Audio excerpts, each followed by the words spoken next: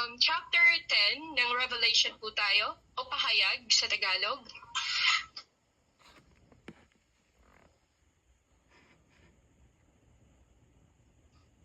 Ayan, so, ang anghel at ang maliit na kasulatan. Pagkaraan nito, nakita ko ang isa pang makapangyarihang anghel na bumababa mula sa langit. Siya'y nababalot ng ulap at may bahaghari sa kanyang ulunan.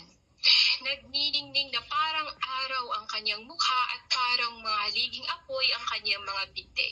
No, pinapakita, dinidescribe po dito ang pagiging powerful and very holy ng isang alagad ng Diyos na mga anghel. Sila po ay sons of God, ang mga anghel. So pinapakita po dito kung gaano po ka-glorious ang pagiging isang banal o pagiging isang lingkod ng Panginoon Jesus Christ. At ganoon din po ang mangyayari sa mga naglilingkod kahit tao po tayo. Diba may sinabi sa salita ni Lord Jesus Christ na ang kanyang mga lingkod, tayo po mga tao ay magiging flame of fire. Parang yun nga, magiging mapuno po tayo ng Holy Spirit or on fire by the power of the Holy Spirit of God. And sa verse 2 po tayo, may hawak siyang isang maliit na aklat na nakabukas. Itinuntong niya sa dagat ang kanyang paa at sa lupa naman ang kaliwa. Sumigaw siya at ang kanyang tinig ay parang atungal ng leon. Tinugon siya ng dagundong ng 7 kulog.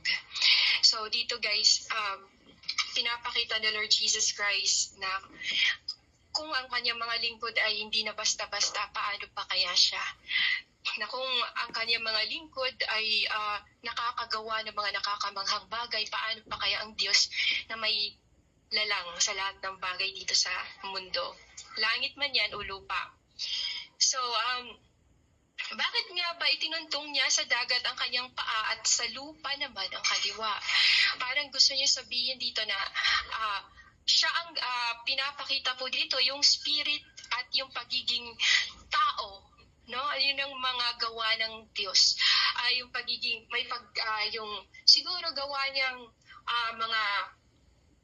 yung mga pang-invisible na mga bagay, which is yung mga, yung spirit po, yung spirit. At yung sa lupa naman ay parang gustong sabihin dito na it talks about tao, about sa atin po. At sumigaw siya at ang kanyang tinig ay parang atungal ng leon. So tinugon siya ng dagundong ng 7 kulog. So yung 7 kulog po ay 7 espiritu ng Panginoon Jesus Christ. Na sinabi ko na sa inyo guys na the 7 spirits of the Lord are the 7 angels of the Lord Jesus Christ. Ito yung pinakita sa akin ni Lord nung nakaupo po siya sa trono na kasamang mga anghel niya. So one of those angels po, 7 espiritu ay si Angel Raphael. Siya po yung tagadala, di ba? Yung sinabi ko na, yung shinare ko sa inyo, tagadala siya ng mga kasagutan sa mga, yung mga prayer request natin, siya nagdadala, isa siya doon, at pag sinasagot yun, siya din ipapadala para sa taong makakatanggap ng kasagutan sa prayer na yun.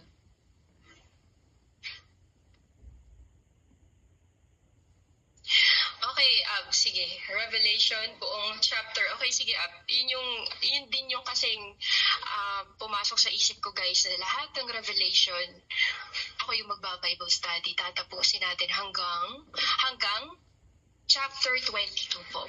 So yun, so pinapakita po ni Lord Jesus Christ dito guys, no, yung nasa kahit na sinong tinig siya, whether tao ka man or anghel ka man. So lahat talaga ng naibulalas o lumalabas sa bibig ng tao, recorded yun lahat. Kasi guys, ang Diyos ay boses. Binibigyan lang tayo ng boses sa source ng lahat ng mga boses. Binibigyan lang tayo ng lakas sa source ng source ng lahat ng lakas sa mundo. Yun yung pinapakita sa atin ni Lord Jesus Christ na kailangan ang Diyos ang dapat na katakutan. Wala kang ibang dapat na katakutan kundi ang Diyos mismo na mismong papatay, babawi sa boses mo, babawi sa lakas mo, babawi sa kung anong merong gift ka ng mga spiritual gifts na yan. Walang iba kundi si Lord Jesus Christ. Siya yung babawi sa lahat ng meron tayo. Whether physical things man yan, yung mga physical na mga bagay or pang-spiritual na mga bagay. So it's by the power of the Lord Jesus Christ. So yung pinakita niya dito, na ang boses ng Panginoon Jesus Christ, no, ito yung boses na kinatatakutan ng mga Israelites. Kung babalikan po natin ang Book of Exodus, Numbers ata yun, na bumaba sa paanan ng bundok ang Panginoon Jesus Christ. And before po siya bumaba, may trumpet po yun. So, parang gusto kong sabihin na ito yung sinabi dito sa verse 3, guys, na gusto kong sabihin na Lord Jesus Christ dito, guys, na ang dagundong, it could be a trumpet. No? Kanyang tinig ay parang atungal ng leon, tinugon siya ng dagundong ng 7 kulog. Itong 7 kulog ay 7 spirits. Kaya nga, guys, in the future, yung sinabi doon sa rapture na madaming mga lightning sa langit, it's because yung lightning na yun, guys, are angels of the Lord Jesus Christ. And time comes when the Lord Jesus Christ riding on the clouds together with the holy angels, and yun, thousands of holy angels po yun. So lightning po yun. Pinakita po yan sa akin ni Lord Jesus Christ nung nag-vision po ako before the Lord Jesus Christ appeared, bago po siya nagpakita na upo po sa trono. Kasamang mga anghel na yun, na 7 spirits na pinakita sa akin ni Lord Jesus Christ. And hindi po sa akin yan na pagkaintindi, but it was explained to me clearly by the Lord Jesus Christ, Yeshua HaMashiach. So nagulat po ako, and I don't deserve those things dahil hindi naman po ako perfecto kung sinong importanteng tao. But I was really very overwhelmed nung time na yun, and explained the Lord, one of those 7 spirits na nakita mo ay si Angel Raphael. And explain po yun ni Lord, detalyado po niya, and explain po niya, very clear. Pag si Lord Jesus Christ nakikipag-usap sa tao, pag siya po ang nagpakita ng mga visions and dreams, it is very vivid po, napaka-clear. Hindi po yung tipong blurry na hindi mo maintindihan kung anong nakikita mo sa vision mo. Ibig sabihin nun, hindi yung galing kay Lord Jesus Christ. Kasi ayaw ni Lord na mahirapan yung kanyang lingkod. So yun, isusulat ko sana ang aking nasaksihan nang matapos ang dagundong, ngunit narinig ko mula sa langit ang isang tinig na nagsabi, ilihim mo ang sinabi ng 7 kulog, huwag mo nang isulat. So, sa palagay ko, guys, it talks about rapture. Yung 7 spirits, 7 trumpets, yung mga nagbublow ng trumpets na yun yung mga 7 spirits na nakatayo sa trono ng Panginoon Jesus Christ na nagbabantay sa buong mundo. Nagbabantay, heaven man yan o earth man yan, nagbabantay ko. At itinaas ng anghel na nakita kong nakatuntong sa dagat at sa lupa ang kanyang kanang kamay at nanumpa sa pangalan ng Diyos na nabubuhay magpakailanman na siyang lumikha ng langit, lupa, dagat at ng lahat ng naroroon. So, pinakita po na Lord Jesus Christ dito yung pagiging very powerful God niya. Pinakita po dito ng Diyos na walang nakakahigit kahit sino. Siya po ang gumawa, siya may lalang, siyang lumikha ng langit, ng lupa, ng dagat, ng lahat ng naroroon. And those people, kahit sinong tao na hindi sumasangguni sa pangalan ng Jesus Christ, ay hindi galing, siyempre hindi yun sila gagabayan ng Panginoon Jesus Christ. No? Excuse. So yun yung pinarating sa atin ni Lord Jesus Christ na pinakita ni Lord pagiging majestic niya. Very powerful God. Hindi na magtatagal, sabi niya, sa araw na hipa ng 7 anghel ang kanyang trompeta, isasagawa na ng Diyos ang lihim niyang plano gaya ng ipinahayag niya sa mga propeta ng kanyang mga lingkod. And it talks about rapture po. So guys, almost lahat ng nakasulat sa Bible, in-explain ni Lord Jesus Christ na to, almost lahat na nakasulat dito ay nangyayari na. Nangyayari na, guys. Pagkatapos ay kinausap akong muli ng tinig na narinig kong nagsasalita mula sa langit. Lumapit ka sa anghel na nakatuntong sa dagat at sa lupa at kunin mo ang hawak niyang aklat na nakabukas. Nilapitan ko ang mga anghel, ang anghel at hiningi ang aklat. Sinabi niya sa akin, kunin mo ito at kainin. Mapait iyan sa sikmura, ngunit sa iyong bibig ay kasing tamis ng pulot pukyutan. Kinuha ko nga mula sa kamay ng anghel ang maliit na aklat at kinain ko ito. Matamis nga iyon, parang pulot pukyutan sa bibig, ngunit nang malunok ko na'y pumait ang aking sikmura. At sinabi nila sa akin, kailangang ipahayag mong muli ang mga propesiya tungkol sa mga tao, bansa, wika at mga hari. So, in-explain na po ni Lord Jesus Christ, guys, na even before pa sa Book of Genesis, sa Old Testament, and explain na ni Lord Jesus Christ na kahit nasa Old Testament pa lang, it talks about future na. Nasa Old Testament ka pa lang, pero pang-present na siya at future. So, ibig sabihin, etong nasa Revelation, guys, iba lang yung way ng pagpapahayag. Na iba yung way ng pagpapahayag every book na nasa Bible. And from the book of Genesis to the book of Revelation, it talks about Jesus Christ. The testimony and power of Jesus Christ. No, hanggang Revelation po yan. And yun nga yung aklat na yun, guys, is a warning for the world. The message of the Lord Jesus Christ. Kaya nga pagkainin mo siya, very sweet sa tenga. Pero kapag nangyari na, sobrang pait din ng dadanasin ng mga tao. Kaya it talks about dito, guys, na yun po ay message ni Lord Jesus Christ from different churches, from different countries, from, diba, every part of the world. Basta worldwide po, yun yung message ni Lord Jesus Christ. At yun, kaya sinabi na, pag yung kainin, nasa bibig mo palang pulot pukyutan. Pero pag nilunok mo na, nagiging mapait na siya. At yun ang sasapitin ng mga tao. Bakit hindi nga ba natatakot ang mga tao? Because the Lord Jesus Christ hindi agad nag-execute ng punishment sa mga tao. Kaya hindi nakikinig ang tao. Once na pag sinabihan mo ganito, huwag ka na sumamba ng rebulto, huwag ka na sumamba kay Maria.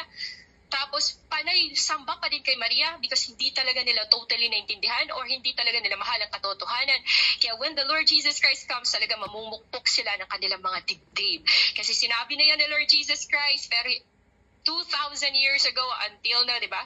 2,000 years ago, pero wala pa din ang mga tao. Matigas pa din ang ulo. Even ang Israelita, nakita nila ang power ng Panginoon Jesus Christ, nahati ang dagat,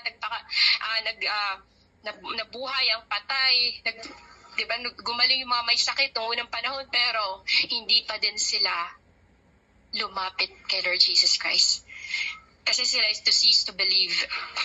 And mas prefer nila na nakikita na kanilang mga mata kaysa sa unseen na mga bagay that will last for all eternity. And eto guys, yung pinakita ni Lord Jesus Christ na nagbibigay na siya ng warning. Nagbibigay na siya ng commandments, di ba? Hanggang nag-revelation na lang, hanggang nagbigay siya ng requirements, commandments, tapos sige, pag-aralan mo yan, pag-aralan. Hanggang sa revelation, ipinahayag na yan, kahit pang-end na andun pa din yung warning ni Lord, reminder ni Lord, kung hindi ka ganito, hindi ka aayos, paparusahan kita, etc. Yung sabi ni Lord Jesus Christ. So, ito pong Bible is a testimony of the Lord Jesus Christ. No? Ito po yung powerful testimony ni Lord. Kaya, kahit tayo kapag lumapit tayo kay Lord Jesus Christ na may powerful testimony, magiging powerful din ang testimony po natin. Dahil nagiging connected tayo sa God na puno ng testimony, puno ng power. And kaya ayaw na Lord Jesus Christ din talaga na once na tinanggap mo na si Lord Jesus Christ, tapos tumalikod ka pa din kay Lord Jesus Christ, gumagawa ka na hindi maganda, then ang iyong testimony ay nadudungisan. At hindi mo napapahiya si Satan sa bagay na yun. Pag-uusapan po natin ang dalawang saksi. Ito po ay na-reveal na Lord Jesus Christ. Andito po sila ngayon, pero hindi po sila in a form of katulad ni Elijah and Moses na nakasako po yung mga damit nila. So we're already living in a modern times para magsuot ka pa ng sako dyan. No, para sabihin talaga na ikaw ay prophet Elijah, no? Ang mga nagsusuot din minsan ng mga sako, no, hindi nila yung tipong hindi para sila yung tipong nagpapakumbaba, kundi pinapakita nila sa publiko na they are prophets, talagang nagsusuot sila, they are very showy. Hindi na po yan applicable ngayon because we're living in the modern times. So yung mga tao noong unang panahon, so nagsusuot sila ng sako kasi required yun ni Lord Jesus Christ. No? Gusto ba ni Lord na magiging kaawa ka sa para tingnan ka ng mga tao, magiging kaawa ka sa mata ng mga tao, sa mata ng publiko. That's why nagsusuot ka ng sako. Diba? We're already living sa modern times po. Kaya ang normal din yung suot. I-match mo din yung panahon, kung anong panahon mo ngayon sa yung kasuotan ng panahon ngayon. Hindi ko sinasabing mag-short ka, mag-sleeveless, or etc. Yung normal na hindi magkakasalang taong titingin sa'yo at magpipreach ka. Most importantly, your heart is pure in the sight of the Lord Jesus Christ so that the Lord will move powerfully when you preach. Kasi pag hindi ka pure, hindi ka clean, may ginagawa kang kasalanan, even sa iyong puso, ay hindi si Lord Jesus Christ gagalaw, hindi siya kikilos para sa iyo. So yan po yung way ni Lord Jesus Christ, guys. Be holy, sabi niya. For I am holy, without holiness no man shall see the Lord. And if you are very blessed kung nagkamali ka, nagkasala ka, at i-correct ka agad ni Lord Jesus Christ. It only means that the Lord really, really loves you. Hindi ayaw niya ma-perish ka, ayaw niya mamatay ka. Kasi alam niya na ang buhay ng tao para lang tamo. You could be alive today, but tomorrow, hindi ka na makikita. So, as a Christian talaga, para hindi ka maging worldly, you should think na anytime pwede kang mamatay. Anytime pwede kang kuhanin ni Lord Jesus Christ. Pwede na mawala yung buhay mo. Anytime. Kaya wala talagang may pagmamalaki ang isang tao because para lang tayong damo. Diba? Pag tayo talagang binunod na sa lupa, lanta agad, nawawala, nagdadry, namamatay. Kaya grabe po ang pasensya ni Lord Jesus Christ sa tao. So even sa book of Revelation, ilang taon na to guys, ang Bible, isinulat ito ng mga prophets, but until now, mga tao, it's not ready for the coming rapture. Even if they are Christians, sabi ni Lord Jesus Christ, madaming unvaccinated, walang vaccine na maiiwan sa rapture. And the Lord Jesus Christ speaks about it. Very, very clear, sabi ni Lord Jesus Christ. You don't know guys that vaccine is 666. You don't even discern that the vaccine, no, yung vaccine na yan ay 666 that will kill your soul, physical and spiritual, di ba? Papatayin ka niyan. And until now, sa mga churches mo, you will tell your members, hindi pa to 666, and when the time comes that you will stand before the throne of God and the Lord will tell you, depart from me. Pastor ka, evangelist ka, teachers ka, etc. Depart from me, I never knew you. Diba? My spirit is speaking from the book of Genesis to the book of Revelation. Sabihin ni Lord Jesus Christ, I'm speaking from the book of Genesis to the book of Revelation, but you're not listening. You're not even my pastor. You're not even my evangelist, my teachers, my prophets, etc. But you're claiming yourself as appointed or anointed, etc. So, ganun po sasabihin ni Lord Jesus Christ. At gusto niyo bang mangyayari yan, di ba? Siyempre, walang tao na gusto talagang sabihan na depart from me. You could be as holy as, di ba, sa physical na appearance, you could be as holy as gusto mong tawag dito, itawag sa'yo or what, yung sobrang holy ka na talaga sa tingin mo. Pero sasabihan ka pala ng Panginoon Jesus Christ, depart from me. I never knew you. Ikaw na church leaders ka, yumaman ka just because of the tithes na dapat ay para sa mga tao, sana para sa simbahan ko. Diba, mga ganun, madami mga ganun, mga church leaders, madami mga members na nagpapakita na okay sila, but sa loob nila ay inuud na pala sila.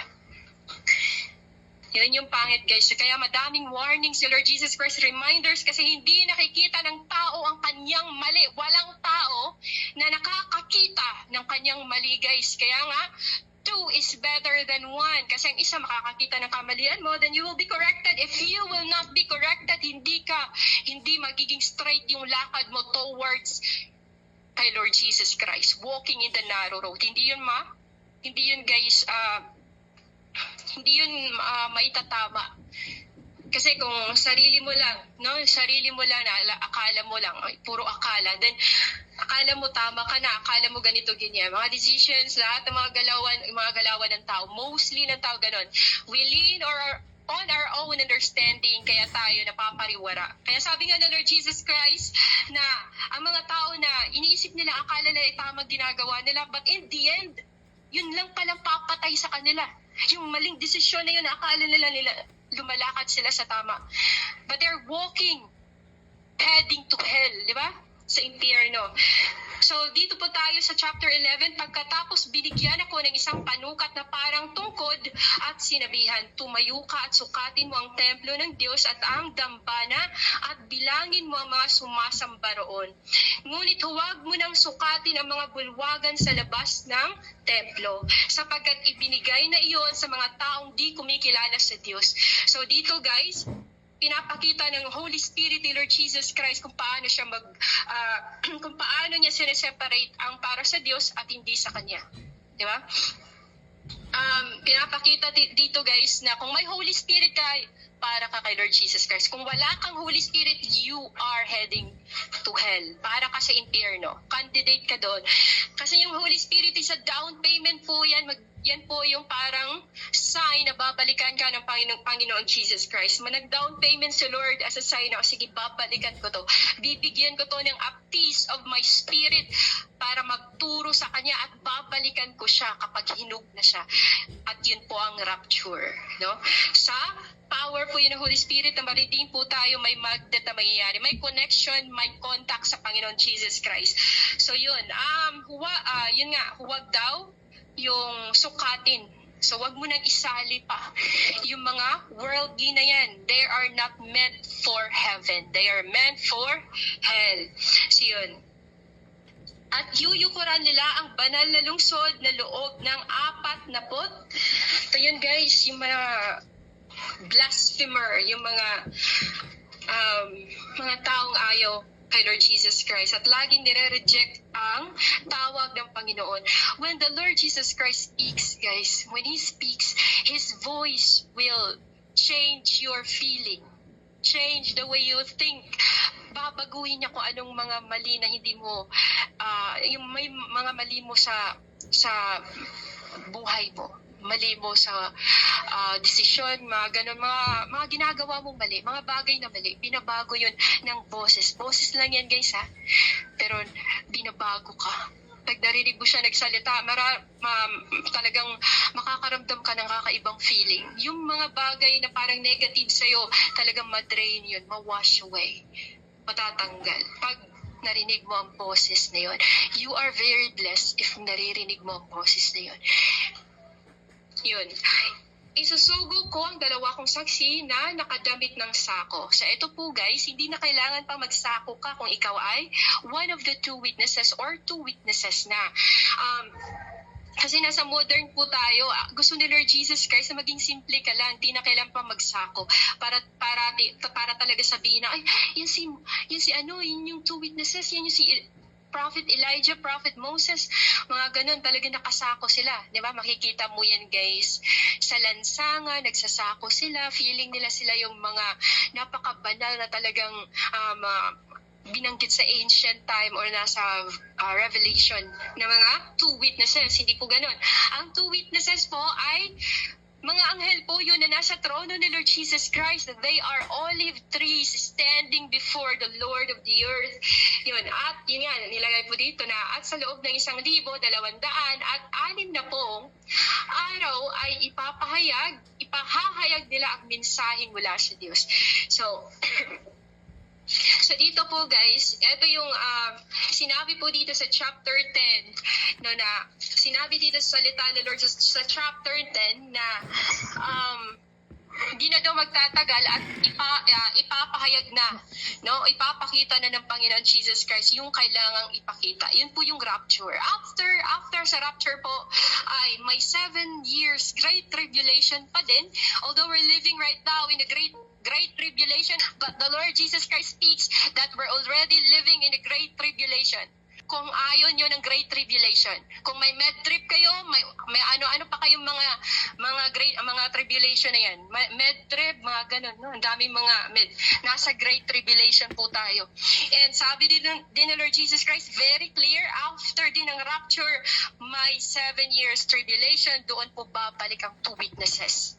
Says within 7 years Great Tribulation, explain po ni Lord Jesus Christ, magpo-prophesy ang mga two witnesses. Don't ever think na may mga ilang thousands of years pa para, yun nga po, i-release pa daw si Satan, no?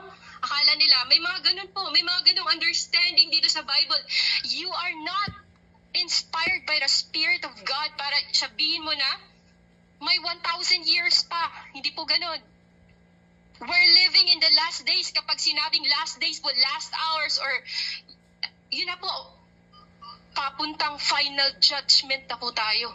No, akala ng mga tao may another 1,000 years para i-release si Satan or what? Wala na pong ganun. And explain na po ni Lord Jesus Christ, the last rescue for mankind will be the rapture. Kapag naiwan ka sa rapture, it will be horror for you. Very terrible, sabi ni Lord Jesus Christ. And in the future, para sa lahat ng mga vaccinated po na nakikinig, pero sabi ni Lord Jesus Christ, very clear po niya sinabi, it will be a hell para sa mga vaccinated. Whether you will believe it or not, then si Lord Jesus Christ po ay nagsalita na po niyan.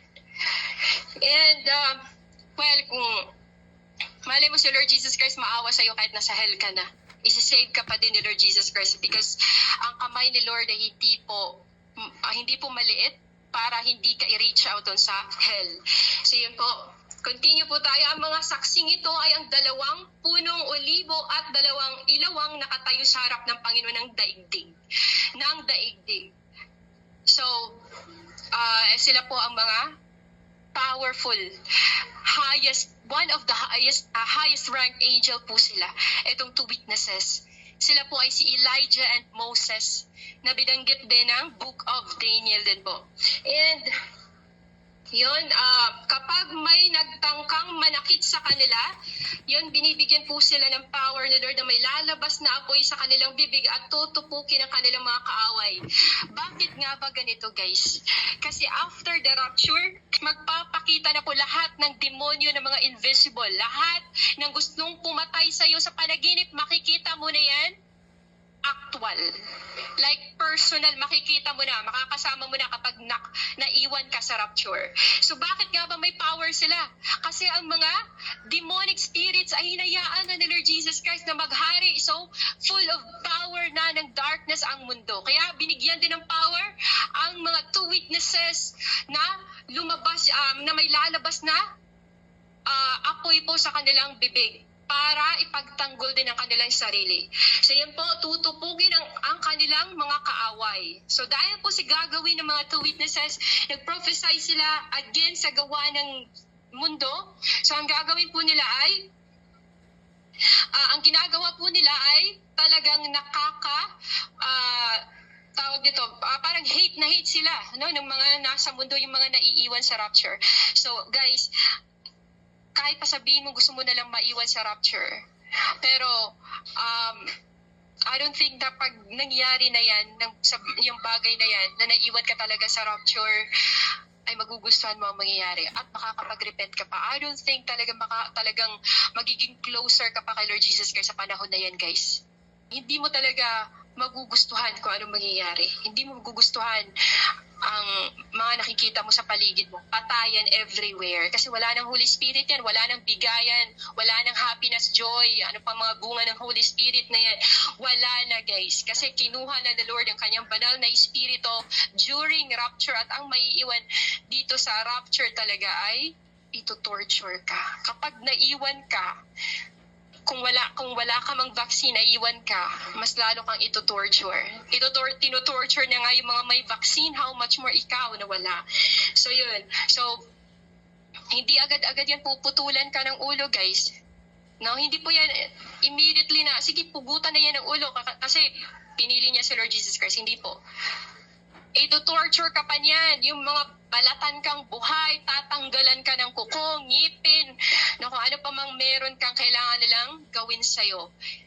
bago ka putulan ng ulo. So imagine, 10 days kang gaganunin. Diba? Madaming nag-renounce kay Lord Jesus Christ. So ito yung last chance ni Lord, rapture, pero hindi sinuseryoso ng tao. Well, siniseryoso ba ng tao, ng mga tao ang Panginoon nung nagbigay ng warning si Methuselah at si Noah? Hindi naman, di ba? Binibigyan sila ng more than 100 years para mag-repent, pero hindi sila nag-repent until binuksan ni Lord ang floodgates of heaven. Ang mga tao busy sa pagtatrabaho, paghahanap buhay, etc. No, busy sa pagpapakasal, busy sa pagtatayo ng bahay, mga ganun. Tapos bigla na lang sila nalunod lahat. In an instant, nawala lahat, nawala pati ang buhay nila. No? Ang pangit pa doon, nawala ka sa Diyos. Wala ka ng time para mag-repent. Wala ka ng, kasi nga, automatic, ganyan po mas lalo na ang sa rapture. Mas lalo ang sa rapture, guys, kasi ang rapture is in a blink of an eye. Magbabago lahat. Isang kisap mata mo lang, magbabago lahat. Kaya sabi na ni Lord Jesus Christ, sabi niya, if today you hear His voice, harden not your hearts, na katulad ng ginagawa ng mga Israelita na nagmamatigas sila, at yun, dadaan talagang rapture before your very eyes. Makikita mo yan, guys.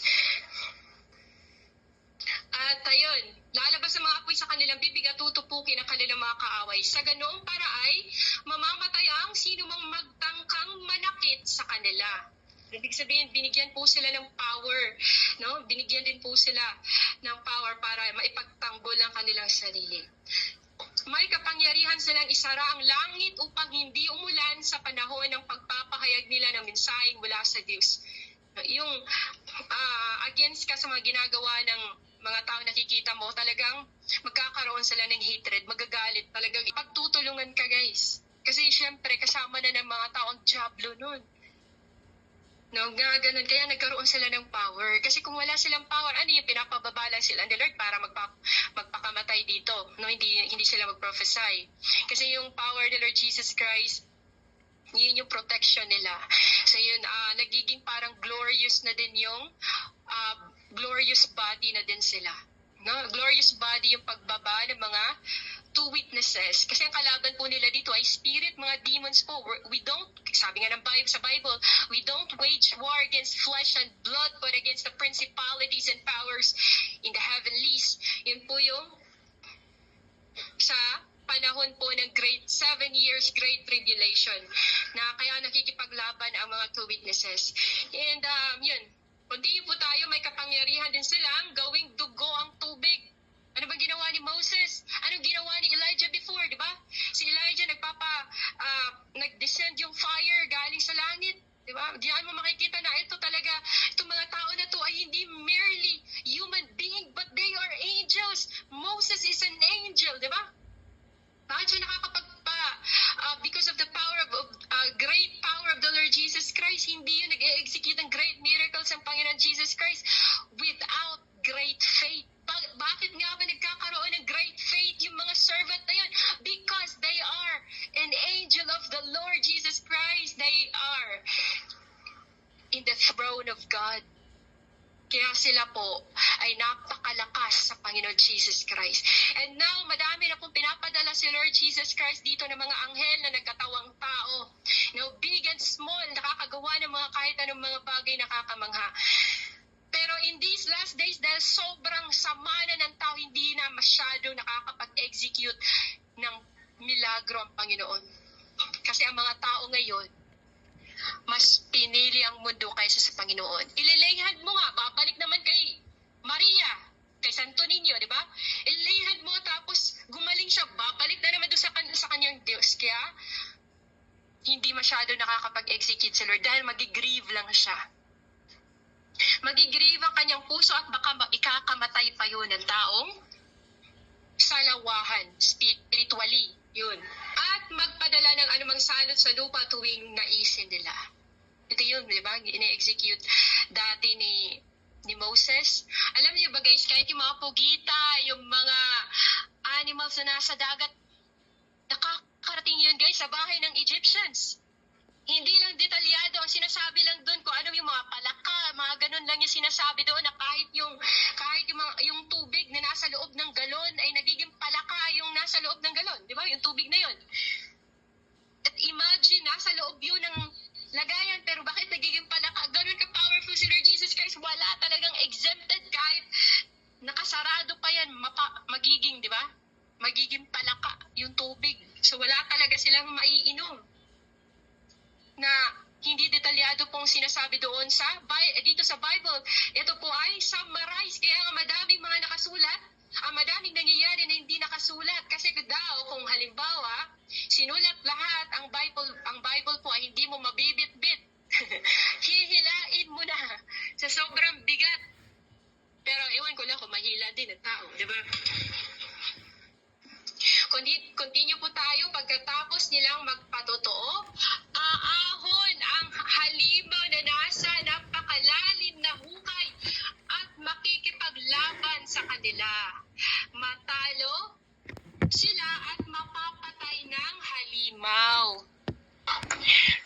So, ibig sabihin po, aahon mula sa lahat ng lipi dyan, bansa, wika, etc. Bigla pong may aahon dyan na si Satanas. No, ang mukha ay clone. Mukhang tao pero demonyo talaga siya, si Satanas. Di ba? Yung mukha. Andito na po siya sa mundo ngayon. Andito na din po ang two witnesses. At babalik po ang two witnesses sa Great Tribulation. But they are in a glorious form. Glorified body. Yun. At matatalo sila at mapapatay ng halimaw. Ibig sabihin nun, after mag-preach ng two witnesses sa mundo, bibigyan pa din ng kapangyarihan si Satan na ma-defeat si Moses and Elijah in spirit. Yung two witnesses na yon, bibigyan pa din sila ng kapangyarihan si Satan, no, hayaan siyang mag-reign. Kasi yun yung wish niya eh. Gusto niya maging Diyos. So gusto niya na mapapasa kamay niyang lahat. So hayaan mo na siya ni Lord. O sige, hayaan kong mapapatay mo ang two witnesses. Kunwari, di ba? Mga ganun. So mapapatay mo. Tapos, magugulat ang lahat ng tao. Kasi makikita nila na nabuhay ang two witnesses. Yun, at yun. At ang kanilang bangkay mahandusay sa lansangan ng dakilang lungsod sa Israel po. Saan ba yung banda po kung saan naglalaban-laban yung mga tao noong unang panahon? Megiddo, yung lugar na tinatawag, di ba, na ang kanilang bangkay mahandusay sa lansangan ng dakilang lungsod na ang patalinghagang pangalan ay Sodoma o Ehipto kasi nga pasaway. Sila ay mga pagan, mga pagano. Sila ay idol worshippers, kaya tinatawag silang Sodoma dahil sila po ay puno na ng kalaswaan. Yun. Kung saan ipinako sa krus ang kanilang Panginoon sa lugar na yon, sa bansang Israel. Sa loob ng 3 kalahating araw, ang kanilang mga bangkay ay pagmamasdan ng mga tao mula sa iba't ibang lahi, lipi, wika at bansa at hindi papayag ang mga ito na malilibing ang mga bangkay.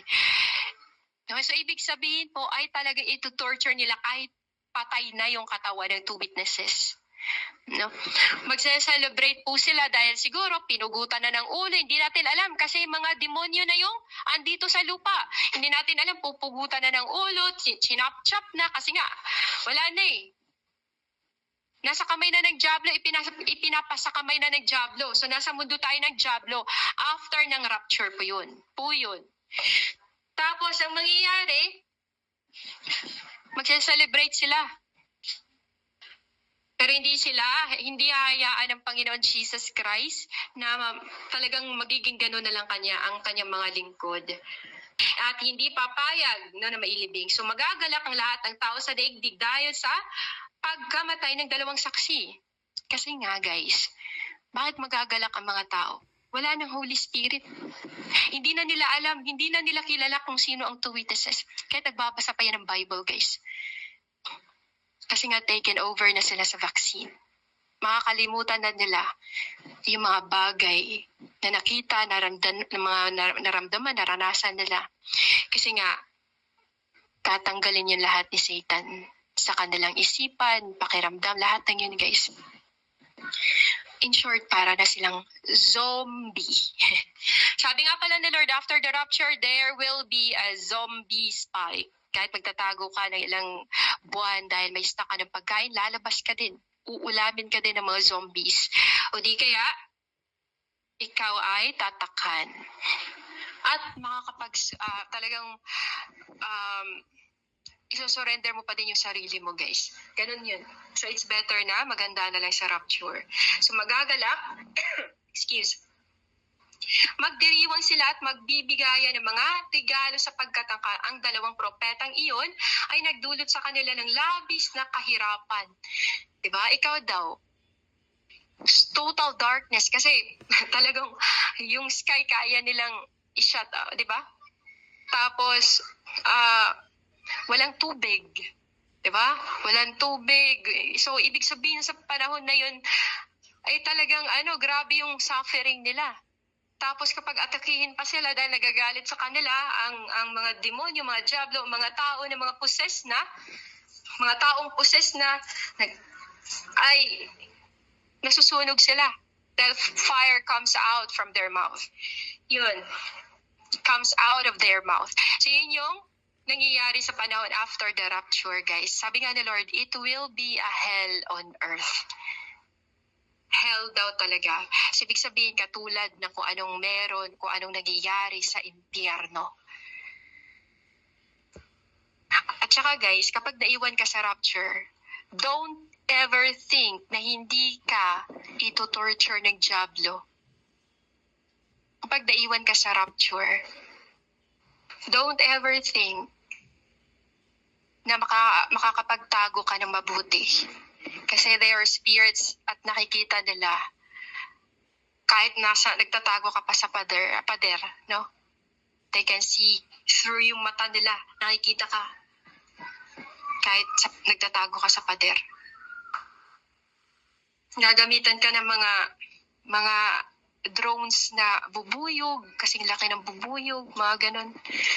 Flies, mga ganun, guys. And diba? Kung ayaw mo namang maranasan yung mga bagay na yun, bakit hindi ka magseryoso ngayon?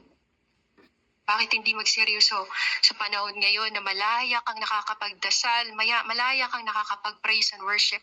Sa panahon ng after the rapture, hindi mo na magagawa yan. Takot at pangamba na ang mararanasan mo. Kahit saan ka na magtatago, magsusuot. Magagalak ang mga kalaban. So magagalak din silang ito-torture ka. Hindi mo alam, family mo, take over na ng kalaban ng diablo, yun din yung magpapahirap sa'yo. Sa pagkalipas ng 3 kalahating araw, pumasok sa kanila ang hininga ng buhay mula sa Diyos. So 3 days, after 3 days, ay yun. Bakit nga ba namatay ang 2 witnesses? Bakit nga ba hinayaan silang mamatay, guys? Katulad ng kamatayan ng Lord Jesus Christ, hindi man sila nakahang sa cross, hindi man sila nakabitin sa cross, guys. Katulad ng nababasa natin na 3 days siyang namatay, 3 days and 3 nights. Ganon din ang kanyang 2 witnesses. Para fair ang laban, hindi lang mundo kung saan nagpo-prophesy ang 2 witnesses, kundi nasa underworld din. Kaya sila hinayaan na mamatay ng 3 days. Na 3 days and a half, mga ganun. Ganon din nangyayari kay Lord Jesus Christ. Nag-prophesy din sila sa impyerno. Ibig sabihin sa Lord ay talagang Diyos na puno ng pagmamahal. Pagkatapos ng narinig nilang nagsalita ang isang malakas na tinig mula sa langit, ang Diyos, umakyat kayo rito. At habang nakatingin ang kanilang mga kaaway, diba? Tingnan nyo guys, nagsalita lang siya, umakyat. Tapos umakyat na sila, yung dalawa. Yung boses na yun ng Panginoon talagang nag-move. Tatawagin lang pangalan mo na Rika, mga ganon. Tawagin lang pangalan mo na Chris, mga ganon. Babago agad yung buhay mo. Magbabago yung pakiramdam mo. Magbabago yung kung anong mga negative na meron ka. Yung nagsalita kasi ay pagmamahal. Pag nagsalita yung pagmamahal na yun, kahit hindi mo siya kilala, magugulat ka na lang na may something na nagbago sa'yo. Isang salita lang yun, how much more kung maraming sinasabi, diba? Kung talaga nagbigay ng message. Narinig ko si Lord Jesus Christ kasi tumawag habang kumakain ako. Habang kumakain ako, nagdadasal ako. Tapos sabi ko, Lord, parang pagod ako nga. Pagod ako. Parang parang ganito, ayaw kong kumilos, ayaw kong ganito, ayaw kong gawin yung mga bagay, ayaw kong maglinis, ayaw kong ganun, madaming ayaw na gawin. Tapos, pray ako ng pray. Tapos, bigla siya nagsalita. Parang gusto niya sabihin na, Aileen, andito lang ako. So, yun yung gusto din ni Lord Jesus Christ na iparating sa inyo. Na si Lord Jesus Christ, ay hindi lang talaga siya nakatingin. Hindi lang siya yung tipong puro observe. Nagsalita si Lord isang beses pero talagang mababago yung nararamdaman mo, yung bigat na yung dinadala mo. Yun, talagang biglang na-consume siya ng love ng Panginoon. Kasi ang boses ay love. Kahit audible lang siya magsalita, no? Mga ganon. Pero talaga nakakapagpabago ang boses si Lord Jesus Christ. Gusto sabihin ni Lord na tinetest. Kasi ang naintindihan ko talaga, sinusubok tayo. Sinusubok ako. Tapos kung talagang magtitiwala pa sa Panginoon, magpapatuloy ba, or hayaan na lang malugmok, something ganon. So pagkasabing umakyat ka rito, yun, nangyari agad yung sinabi ng Panginoon. Yung isinalita niya, nangyari agad, nag-move, naging bagay. Nakikita ng lahat. Nagsalita lang siya. Pero kumilos ang sinabi niya. Kumilos yung salita na yun. Nagiging bagay siya. Nagiging buhay, guys. Kaya kung narinig mo ang tinig ng Panginoon Jesus Christ, sabi niya, na huwag daw patigasin ang puso. Kasi babaguhin ka talaga ng boses. At yun na, umakyat sila sa langit habang nakasakay sa ulap. Nang oras ding iyon. Ito yung sabi ko, guys, na huwag ka nang maghintay pa ng maraming thousand pa na years. Sabi dito guys na nang oras ding iyon ay lumindol ng napakalakas. Ito yung the big one. Na yung lindol na never mo pang na-experience sa buong buhay mo. At nawasak ang 10 bahagi ng lungsod. Imagine, mabibitak ang lupa. Hindi lang bitak na konting bitak, kundi talaga mahahati.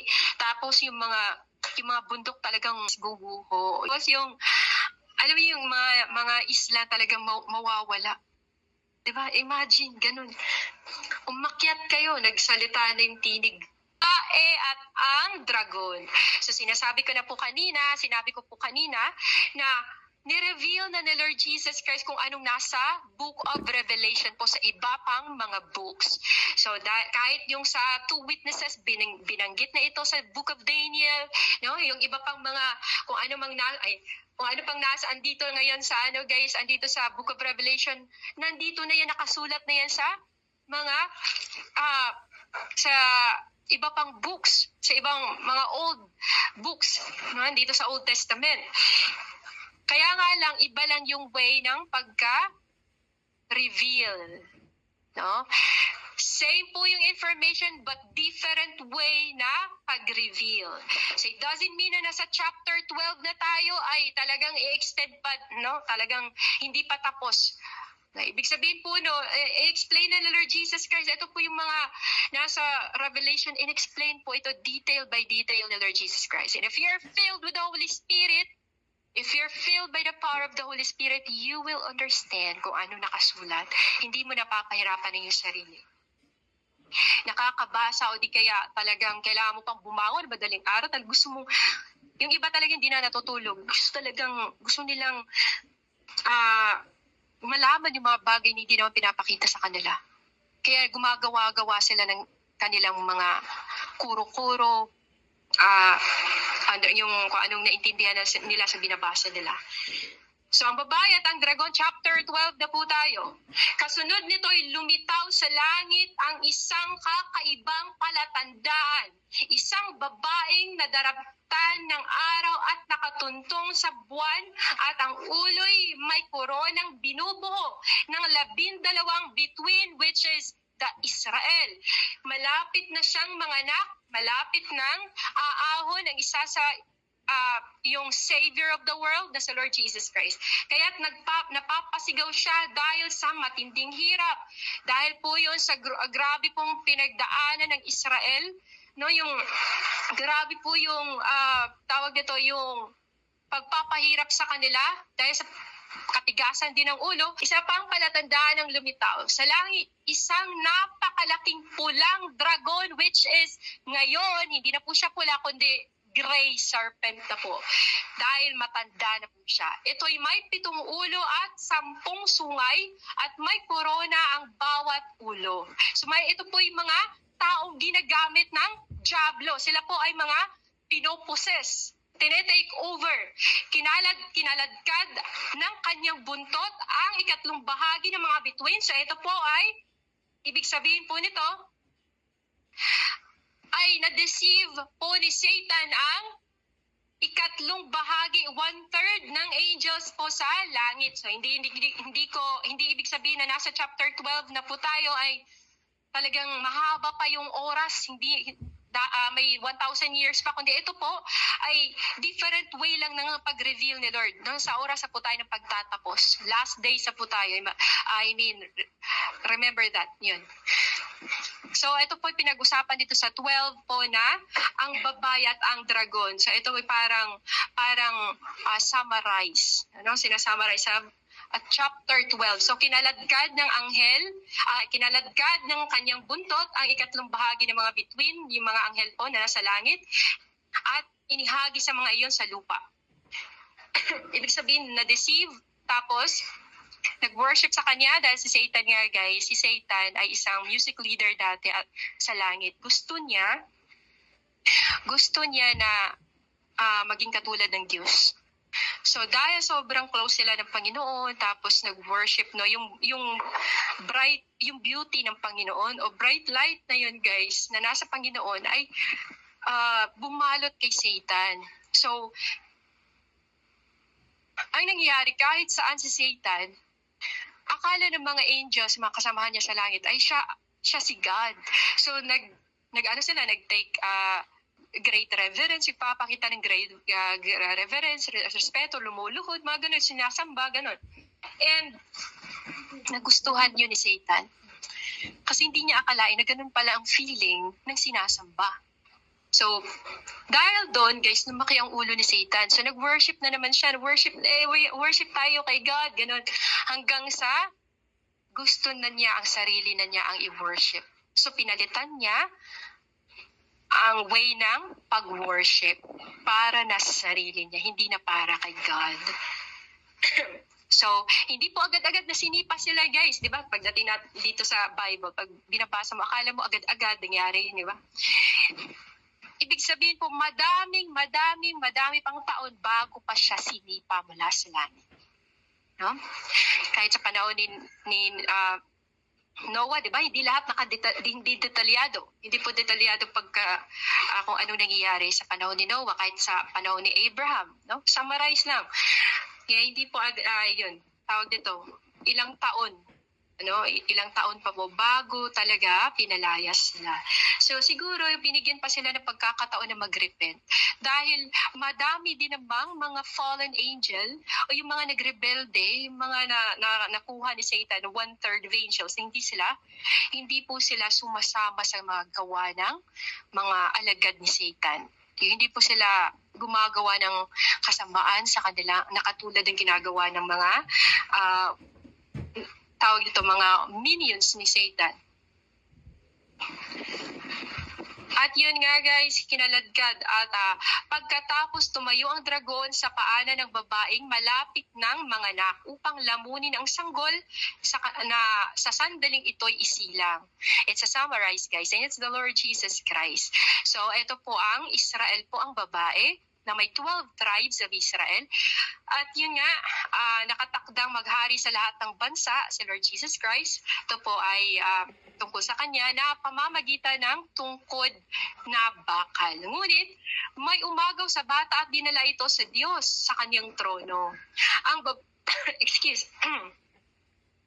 babae naman ay tumakas papunta sa ilang, sa isang lugar na inihanda ng Diyos para sa kanya. Diba? Tumakas. Kung napapansin ninyo, diba? Ang tawag dito, si Lord Jesus Christ, palipat-lipat siya ng lugar kasi nga hinahanap kung sino daw yung magiging hari ng bansa, papatayin, gano'n. Kaya madaming mga bata talagang na-murdered noon. Madaming napatay, madami silang minasakar ng mga bata. At yun nga, upang maalagaan siya roon sa loob ng 1,260 araw. So pagkaraan nito ay nagkaroon ng digmaan sa langit. So guys, sa ibig sabihin ng baby pa si Lord Jesus Christ, hindi pa nahulog sila Satan sa lupa. Hindi pa, pero gumagawa na siya ng naghahasik na siya ng kadiliman sa mundo, pero hindi pa sila as in pinatalsik sa langit. So, nag-start po ang gossip sa langit. Kaya ayaw na ayaw na Lord ang gossip. Kasi si Satanas ay gossiper. So, si Miguel at ang kanyang mga anghel ay nakipaglaban sa dragon at sa mga kampo nito. So, nung time na sobra na talagang ginawa talaga ng mga fallen angels, nakipag-asawahan na sila sa mga tao, at ang nangyari ay, yun nga, nanganak yung mga tao ng higante, tapos kinakain yung iba pang mga tao. Kaya wala silang choice, kaya yung mga tanim nila, yung mga bunga ng tanim nila, pinapakain nila sa giant para hindi sila mapatay, hindi sila lalamunin. Nung naubos na yung pagkain, doon na pinagpapatay ang mga tao, iniinom na yung dugo, kinakain na, kinakatay na ang tao. So imagine na parang langgam lang yan, di ba? Pagkainin ng tao, sobrang liit, ang laki ng mga higante. So dahil doon, isa sa mga anghel sabi niya, Lord, narinig mo ba? Ano nangyayari sa mga tao ngayon? Nagpapatayan, kinakain na yung ng higante, anak ng fallen angel at mga tao, ganito, ganyan. Si Lord Jesus Christ kasi, as much as possible, si Lord, hindi siya basta-basta nagagalit. Kaya yun, dahil doon, nag-execute na si Lord Jesus Christ ng punishment. So sa panahon siguro ni Enoch, ayun, andun na. Naglabanan na yung mga anghel ng Diyos, pinapalayas na nag-execute na nag-declare na ng war ang Panginoon against kay Satan. So yun, si Miguel at ang kanyang mga anghel ay nakipaglaban sa dragon at mga kampon nito. Natalo ang dragon at ang kanyang mga kampon at hindi na sila pinayagang manatili sa langit. O, diba? Panahon pala ni Enoch, yun, nasa langit pa sila. Kung anong nasa Old Testament. So pagdating ni Lord Jesus Christ, nung pinanganak na si Lord Jesus Christ dito na, sinusundan na siya ng Diablo, hinahanap. Ayun. At yun, natalo ang dragon at ang kanyang mga kampon at hindi na sila pinayagang manatili sa langit. So mahabang panahon ang pananatili nila bago sila pinalayas sa langit. Itinapon ang napakalaking dragon, ang matandang ahas na tinatawag na Diablo, at Satanas na nandaraya sa buong sanlibutan. So guys, ito yung sinabi na itinapon ang napakalaking dragon. Yung dragon na yun guys ay serpent, gray na ang kulay niya ngayon. Isa na siyang matandang gray serpent. Nanandaraya sa buong sanlibutan, itinapon siya sa lupa kasama ang lahat ng kanyang mga kampon. So after nun, naglalaban-laban na, tinapon sila dito sa lupa. Ayun na guys, humingi sila ng tulong kay Enoch, no, petition para sa kanila. Humingi sila ng tulong kay Enoch kasi itinapon na sila eh. Diba? And nung nag-set na talaga ng final judgment sa Lord para sa kanila, nag-iyakan silang lahat. Siguro blame nila si Satan, tapos yung iba doon na mga fallen angels, yung mga hinulog dito sa lupa, ay hinayaan na lang siguro na, nag-iba sila ng way. Hindi sila nakikiisa kay Satan. Siguro dahil na-deceive lang din sila. At narinig ko ang isang malakas na tinig mula sa langit na nagsasabi, dumating na ang pagliligtas ng Diyos. Ipinamalas na niya ang kanyang lakas bilang hari. Sa pinakita na ng Lord ang kanyang kapangyarihan nung pinatalsik na niya si Satan. Ang creator na gustong maging creator. So, dahil dun sa sobrang galit ni Satan, no? Dahil mas gusto niya masaktan ng Diyos, kaya ang ginagawa niya sa mga tao ngayon, sasamba din sa creator, hindi sa creator. Tapos yung mga tao na yun gusto ding maging creator, gusto maging Diyos na sa buhay nila, sa kung anong ginagawa nila, sa pang-araw-araw, gusto nilang maging Diyos, silang masusunod. Ganun ang tao, di ba? Kasi nga, sinusulsula ni Satan. Dahil ganun ang ginagawa ni Satan. At yun, ipinamalas din ni Kristo ang kanyang kapangyarihan sapagkat itinapon na mula sa langit ang nagpaparatang sa mga kapatid natin. Diba, nagparatang kay Josue na nakatayo si Josue sa kaliwa, tapos sa kanan naman si Satan. Panay, eto ba yung lingkod, bla bla bla, eto ba yun, gumawa ka ng tao, bla bla bla. Kasi ayaw niya ng tao. Ayaw ni Satan ng tao. At nagpaparatang sa mga kapatid natin araw at gabi sa harapan ng Diyos.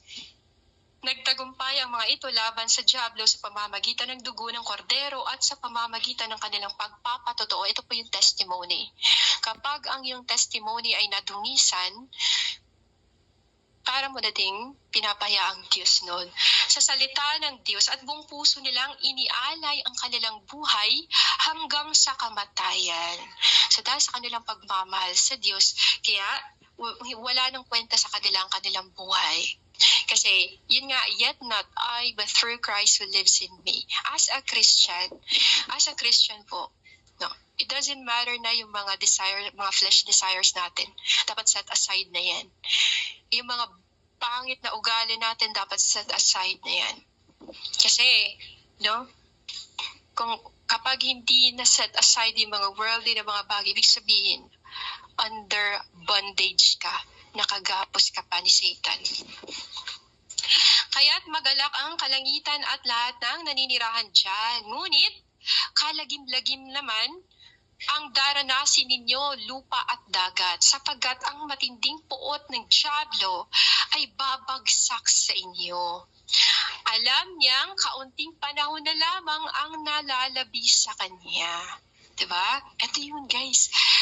Sinabi na nga dito sa Revelation 12 na kakaunting panahon na lang ang nalalabi kay Satan. So pagsasabihan mo si Satan, sinusulsulan ka, sabihan mo si Satan, your time is almost over, Satanas.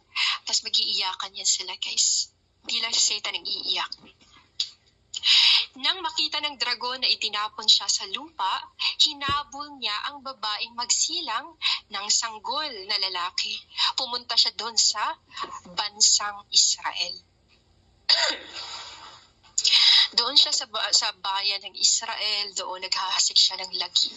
Kaya nga guys, kahit sa Book of Exodus, Numbers, yung mga nasa Old Testament, imagine na dahil sa kagagawa ni Satanas, thousands na mga Israelitang namamatay.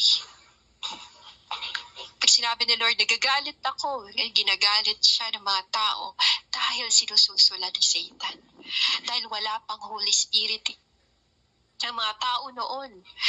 Kaya, Wala pang laban ng mga tao. Nagagalit ang Panginoon, kaya ang ginawa niya, namamatay. Pag sinalita niya, sabi niya, mamamatay ang ganito, ganito, ganyan.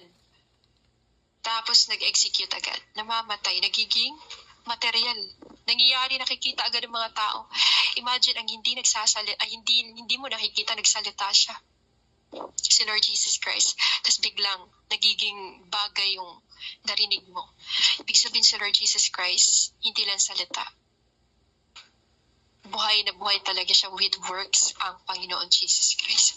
Ganon din ang gusto niya sa mga Kristiyano. Makikita sa mga gawa. Ngunit ang babae binigyan ng 2 pakpak ng malaking agila upang makalipad papunta sa ilang. Doon siya alagaan sa loob ng 3.5 taon upang maligtas sa pananalakay ng ahas. Ibig sabihin guys, binibigyan siya ng proteksyon. Pinapadalahan ng mga anghel ng Panginoon para maproteksyonan. At hindi pa din talaga pinapahintulutan ng Lord ang mga bagay-bagay dati na mangyayari na katulad ng mga nangyayari ngayon. At hindi pa ganun kalala.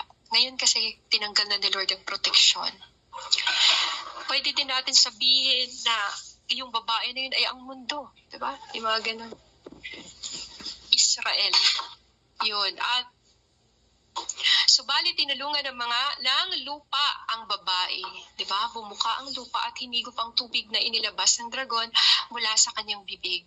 So, tinutulungan din ng kanyang karatig bansa o di kaya sabihin na natin, pwede natin sabihin si Maria, mga ganun, o di kaya tinutulungan ng mga mga mamamayan, nagtutulungan ang mamamayan sa Israel na para labanan ang pag-aatake, pagsasalakay ng kalaban ng ahas. Kaya sa galit ng dragon sa babae, binalingan niya ang nalalabing mga anak nito upang digmain. So, ginagamit din si Satan para sulusulan ng ibang mga countries na wasakin ang bansang Israel. Sinusulusulan po. So, if ikaw hate mo ang Israel, ibig sabihin lang nun, sinusulusulan ka ni Satan para wasakin o magalit ka, magkaroon ka ng hatred sa bansa ng Diyos. Sino bang may galit sa Diyos? Satanas, di ba? Kung anong mga bagay na love ng Diyos, tapos galit na galit ka, ibig sabihin hindi ikaw ay possessed ng Diablo. Yung tawag nito against ka sa tawag nito anti-Semitic. Ayaw mo ng Israelita, ayaw mo ng Hebrew, ayaw mo basta mga bagay na about Israel. Ibig sabihin you're possessed. Yun. Ito ang mga taong sumusunod sa mga utos ng Diyos at nananatiling tapat sa pagpapatotoo kay Jesus. Sila yung mga taong, ito po yung mga gustong digmain ni Satan, binabalingan na niya ng kanyang galit yung mga anak o yung mga anak ng Israel. Yung mga tunay na anak ng Israel na sumusunod sa Diyos. O pagpalagay natin Christian, mga ganun. At ang dragon ay tumayo sa dalampasigan. Tumayo siya sa dalampasigan, nagmasid ang dragon. Kaya ibig sabihin nun, pinagmamasdan din tayo ng ating kalaban. Last verse po yun. Pinagmamasdan tayo ng ating kalaban, nagmamasid sila sa mga tao. Kaya, yun yung last verse sa chapter 12, guys. Sinabi dito sa verse 18 ng chapter 12 na, at ang dragon ay tumayo sa dalampasigan. So, it means that we are always being observed by demons, roaming, seeking whom he may devour. Nagmamasid. Ganun ang kalaban nagmamasid.